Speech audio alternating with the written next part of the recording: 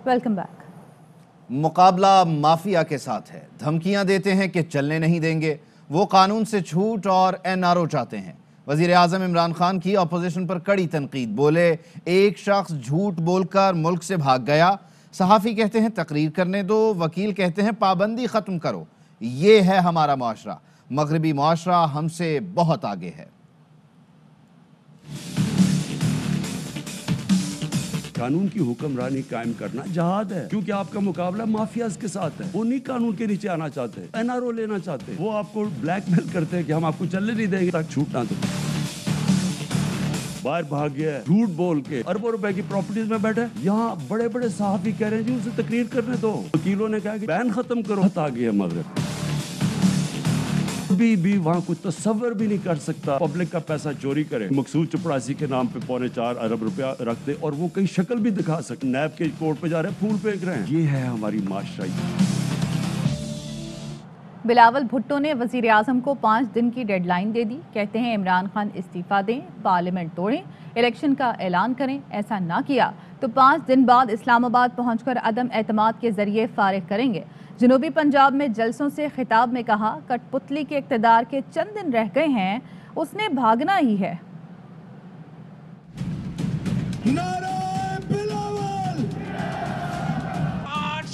Deadline आपके पास है, खुद मुस्ताफी हो जाए। आप में गैरत है, अगर आप में हिम्मत है तो असेंबली तोड़ो, इलेक्शंस करवा दो और हमारा सामना करे, हमारा मुकाबला करे। हम आपको दिखाते हैं कि अवाम किसके साथ है।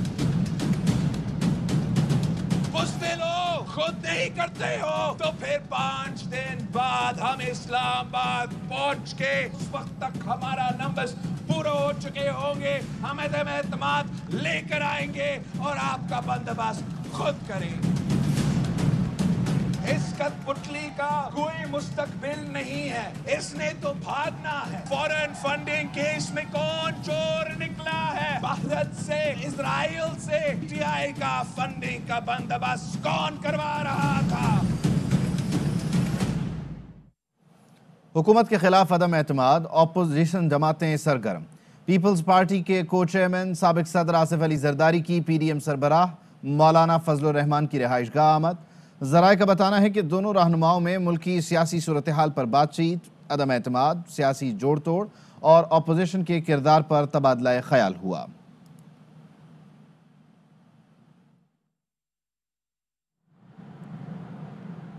कुछ भी कर लें, उल्टी गिनती शुरू हो गई, अब खेल ख़त्म है। पीपी रहनुमा शेरी रहमान की ARY न्यूज़ से गुफ्तगू। कहती हैं बौखलाहट का शिकार हुकूमत इत्तेहादियों के पैर पकड़ रही है। पीपल्स पार्टी के लॉन्ग मार्च में उम्मीद से ज़्यादा लोग बाहर निकल रहे हैं। लगता है जनूबी पंजाब का हर शहरी एकदम जियाला बन गया। तो बहुत बड़े तादाद में पकड़ते जा रहा है, मोमेंटम जिसे कहते हैं। साउथ पंजाब का बाशिंदा है, शहरी सब जो हैं, मुझे लगता है एकदम जियाले बनते जा रहे हैं और बड़ी तादाद में हमारी तवक्को से ज़्यादा बाहर निकलते जा रहे हैं और हमारे जो छोटे छोटे जहाँ स्टॉप्स भी नहीं थे वो जलसे बनते जा रहे हैं। हुकूमत में तो बहुत बौखलाहट फैली हुई है, अजीब व गरीब रद्द अमल चल रहा है। कभी वो सिंध फतह करने भागते हैं और खाली जलसों से खिताब करते हैं, कभी वो इत्तेहादियों से भीख मांगने बैठ जाते हैं जिनको बिल्कुल इन्होंने इग्नोर किया हुआ था। IMF के प्रोग्राम सारी हुकूमतों ने चलाए, हम झूठ नहीं बोलते, लेकिन एक तरीका होता है, एक रेड लाइन होती है। इतनी बड़ी हांडी चढ़ी है, कुछ तो निकलेगा। परवेज इलाही का अदम एतमाद के सवाल पर रद्द अमल।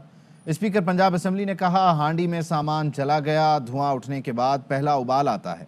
पहला उबाल आ जाए फिर आपको बताएंगे। क्या मुनिस इलाही की तरह आपका भी वजीर आजम को यही पैगाम है कि घबराना नहीं? सहाफ़ी के सवाल पर परवेज इलाही कहकहा मारकर हंस पड़े। के अंदर सामान चला गया है, पहला होता है ना पकाई का उबाला, तो जब धुआं उठेगा ना एक उबाला आता है, उसके बाद जोहर साहब कुछ निकलना भी है अदम एतमाद में से कि नहीं निकलना? एडी बड़ी हांडी चढ़ी है, निकलेगा। बड़ा अच्छा स्टेप हुआ है ये महंगाई के हवाले से। पेट्रोल भी नीचे आया है, इसका बड़ा फ़ायदा होगा और बिजली भी नीचे आ रही है। भाई साहब अब आपका ये पैगाम है जो मोनस साहब का पैगाम था वज़ीर आज़म के लिए कि घबराना नहीं है? तो घबराए तो नहीं है। वज़ीर आज़म इमरान खान से काफ लीग के रहनुमा वफाकी वज़ीर चौधरी मोनिस इलाही की मुलाकात की मौजूदा सियासी सूरत हाल पर बातचीत की गई। ज़राए ने बताया कि मुलाकात में वज़ीर आज़म इमरान खान और चौधरी मोनिस इलाही ने आगे भी साथ चलने पर इत्तफाक किया। वज़ीर आज़म ने काफ लीग से कोऑर्डिनेशन के लिए असद उमर को अहम जिम्मेदारी दे दी। काफ लीग से तमाम मामला वफाकी वज़ीर असद उमर तय करेंगे। मुलाकात के बाद मोनिस इलाही ने अपने ट्वीट में कहा, नस्लों से हमारे ख़ानदान ने वादों का एहतराम किया है। वज़ीर आज़म से पाकिस्तान की बेहतरी के लिए मिलकर काम करने पर इत्तफाक किया। मुलाकात में असद उमर भी मौजूद थे। हुकूमती इत्तेहादी MQM के भी वार जारी। खालिद मकबूल सिद्दीकी ने कहा, ब्लैकमेल नहीं करेंगे, ऑप्शन खुले हैं, वादे के बजाय शर्म दिलाने का वक्त आ चुका है। वज़ीर आज़म को यह भी याद नहीं कि कराची में सबसे बड़ा मैंडेट उन्हीं का है।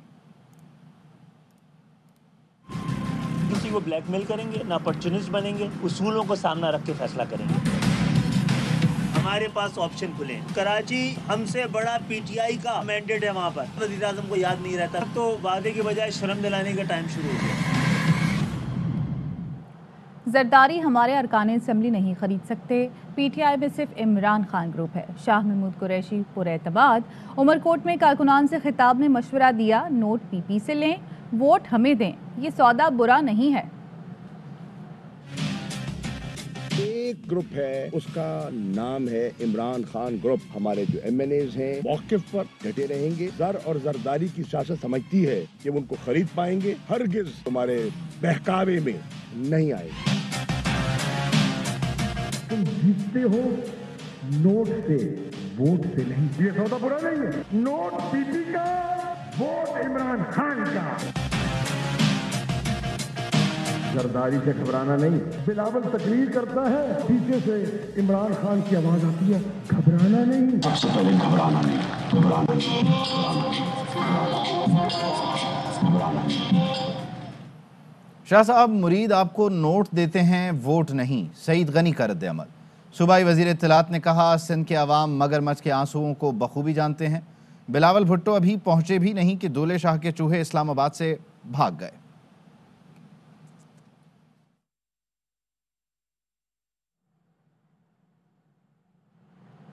चीखने चिल्लाने के आदि भारतीय एंकर मेहमान पर ही चढ़ दौड़े। भारतीय चैनल टाइम्स नाउ पर मेज़बान Rahul Shivshankar Ukraine last stand पर डिबेट करवा रहे थे, लेकिन पैनल पर मौजूद मेहमानों से बिल्कुल नावाकिफ निकले। Rahul Shivshankar mister McAdams करके एक मेहमान पर चढ़ाई करते रहे, जबकि दूसरा मेहमान गुफ्तगू कर रहा था। काफ़ी देर एंकर नाम लेकर चिल्लाता रहा तो मिस्टर मैक एडम्स भी चढ़ गए। मेज़बान को बोला, मुझ पर क्यों चिल्ला रहे हैं, मैंने तो अब तक एक लफ्ज़ नहीं बोला। Adams, if you're so concerned about... No, hang on. If you're so concerned about Ukraine, get off the fence and send your forces. Don't sit here and lecture us, Mr. McAdams. We shut him down. I'm not talking. It's the other guy who's talking. I haven't been able to say a word. Yeah, absolutely. The man has gone completely ballistic. And if he feels so strongly, he should go and fight alongside Ukrainians. Dear host, I have not said a word yet. I don't know why you're yelling at me. No, I'm not yelling at you. I'm talking about Mr. McAdams. I'm talking about Mr. McAdams. I am Mr. McAdams. Oh. I am Mr. McAdams, and I haven't said a word. So stop yelling at me. Okay, sorry. I got that confused. That's Borden Nahalo, the chief editor of Kyiv Post. Sorry, Mr. McAdams. Sorry. वापस आएंगे break के बाद। Uzbekistan के सदर शौकत मिर्ज़ायोव का दौरा पाकिस्तान। वज़ीर आज़म ने एयरपोर्ट पर इस्तकबाल किया। वज़ीर आज़म हाउस में उज़्बेक सदर को गार्ड ऑफ ऑनर पेश किया गया। मेहमान सदर शाही बग्घी के प्रोटोकॉल में ऐवान सदर पहुंचे, जहां उनके एजाज़ में सकाफती शो पेश किया गया। वज़ीर आज़म इमरान खान और उज़्बेक सदर में 1-on-1 मुलाकात भी हुई। पाकिस्तान उज़्बेकिस्तान के दरमियान मुख्तलिफ माहिदों पर दस्तखत की तकरीब भी हुई। वज़ीर आज़म और उज़्बेक सदर ने मुश्तरका प्रेस कॉन्फ्रेंस में बाहमी ताल्लुकात के फ़रोग़ का अज़्म दोहराया। आगे बढ़ते हुए आपको अपडेट करें। भारतीय आबदोज की पाकिस्तानी समंदरी हुदूद में दाखिले की कोशिश नाकाम। पाक बहरिया ने रास्ता रोककर भागने पर मजबूर कर दिया। भारतीय आबदोज कलवरी क्लास का 1 मार्च को सुराग लगाया गया।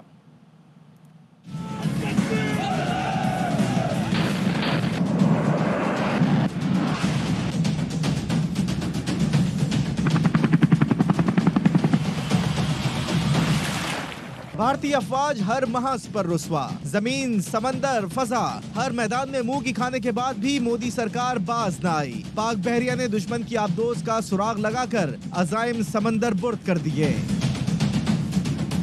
पाक नेवी के एंटी सबमरीन वॉरफेयर यूनिट ने 1 मार्च को भारतीय आबदोज कलवरी क्लास का सुराग लगाया। पेशावराना महारत का मुजाहरा करते हुए पाकिस्तानी समंदरी हुदूद में दाखिल होने की कोशिश नाकाम बना दी।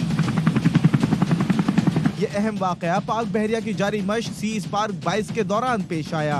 भारतीय बहरिया ने जदीद आबदोज को मजमूम मकासद के साथ पाकिस्तान की समंदरी हुदूद में भेजा, जिसके जरिए पाकिस्तान मैरीटाइम जोन में जासूसी और मशक से मुताल्लिक मालूमात इकट्ठा करना था। पाक बहरिया मशकों के दौरान मुकम्मल चौकस थी। मैरीटाइम जोन की सख्त निगरानी की जा रही थी। पाक नेवी के एंटी सबमरीन वॉरफेयर यूनिट ने जदीद तरीन हिंदुस्तानी आबदोज कलवरी को कब्ल अज वक्त रोका और ट्रैक किया। 5 साल में चौथी बार भारतीय आबदोज का सुराग लगाया गया। दुश्मन की आबदोज का सुराग लगा लेना ही उसकी तबाही के बराबर समझा जाता है, जो पाक बहरिया की सलाहियत और समंदरी हुदूद के दिफा के अज़्म का आकाश है। बस बहुत हो गई, भारत को आखिरी वार्निंग दी है, फिर हमारे पानियों के नज़दीक आएगा तो गिला न करना।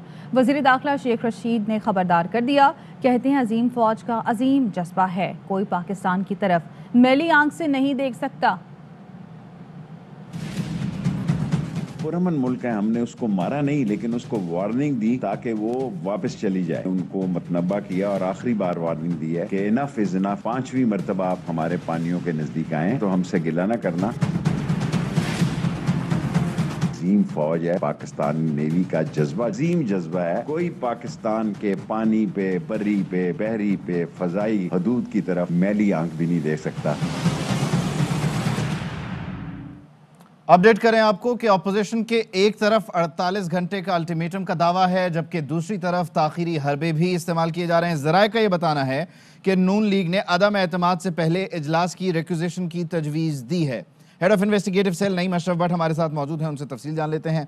नईम अशरफ भट्ट, कहिएगा क्या तफसील सामने आ रही है, क्या मुतालबात है नून लीग के? अब जी बिल्कुल, एक तरफ 48 घंटे मौलाना ने कहे और दूसरी तरफ मुस्लिम लीग नून की जानिब से ये तजवीज़ आई है कि पहले इजलास बुलाने की रिक्विजिशन जमा करवाई जाए और उसके बाद फिर तहरीक अदम एतमाद। अगर ये ऐसा होता है तो 21 रोज तो सीधे सीधे हैं स्पीकर के पास वर्किंग डेज 21 रोज तक तो ये मामला हो ही नहीं सकता। जैसे 14 रोज होते हैं, अगर रिक्विजिशन जमा हो तो 14 रोज के अंदर इजलास बुलाना होता है और फर्ज करें वो 14वें रोज अगर इजलास बुलाते हैं आखिरी रोज, तो उसके बाद अगर तहरीक जमा होती है 14वें रोज अदम एतमाद की, तो उसके 7 वर्किंग डेज के बाद फिर वो रायशुमारी के लिए स्पीकर कहेंगे। यानी 7 वर्किंग डेज यानी 2 हफ्ता इतवार भी मिला लें, ये तो कोई बात 21 नहीं, कोई 23, 24, 25 दिनों की बन जाएगी।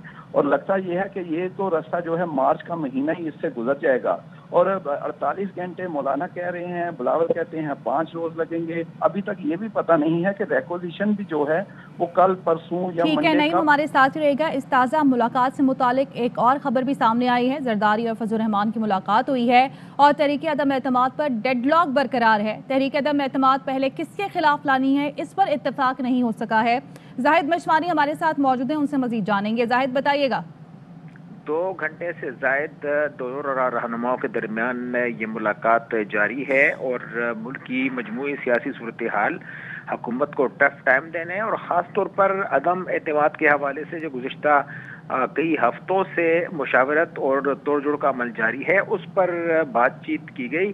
इस दौरान मौलाना फजल रहमान और आसिफ अली जरदारी ने मियां मोहम्मद नवाज शरीफ से भी टेलीफोनिक रब्ता किया। ज़राए ने बताया कि तीनों रहनुमाओं ने इस पर तफसीली गुफ्तगू की, बातचीत की, लेकिन डेडलॉक कायम है। अदम एतमाद पहले किसके खिलाफ लाई जाए, इस पर इत्तेफाक अभी तक नहीं हो सका। आसिफ अली जरदारी की मौलाना फजल रहमान से लॉन्ग मार्च में साथ देने की जो दरख्वास्त थी उस पर भी बातचीत की गई और मौलाना की तरफ से जब उन्होंने ये कहा कि आप उसमें शिरकत करें तो मौलाना की तरफ से पीपल्स पार्टी को लॉन्ग मार्च में शामिल होने का मशवरा भी दिया गया। ताहम अब ये मुलाकात जारी है और देखा जा रहा है कि किस हद तक अपोजिशन की ये जमातें अदम एतमाद के हवाले से एक पेज पर आने की कोशिश करती हैं। जी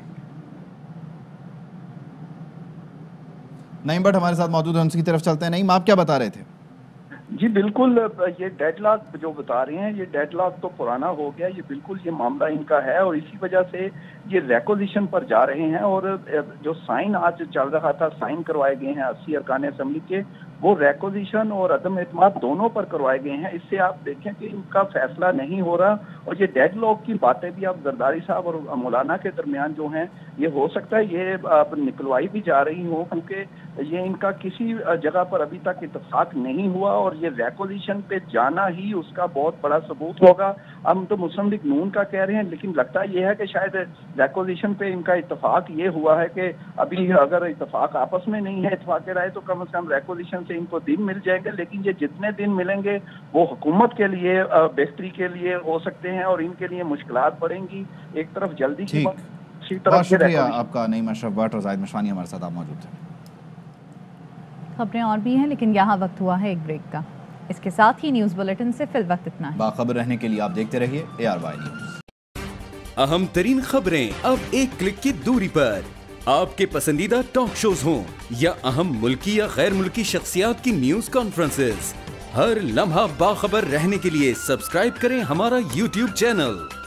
मौसम की सूरत हाल हो या खेल के मैदान से खबरें, अपने मोबाइल फोन से मुल्की और बैनुल-अक़वामी अहम खबरों तक रसाई के लिए डाउनलोड कीजिए मोबाइल ऐप। बावसूख ज़राए से मुसद्दिका खबरों, तज्ज़ियों और तबसरों से मुस्तफ़ीद होने के लिए विजिट कीजिए पाकिस्तान की सबसे बड़ी न्यूज वेबसाइट www.arYnews.tv।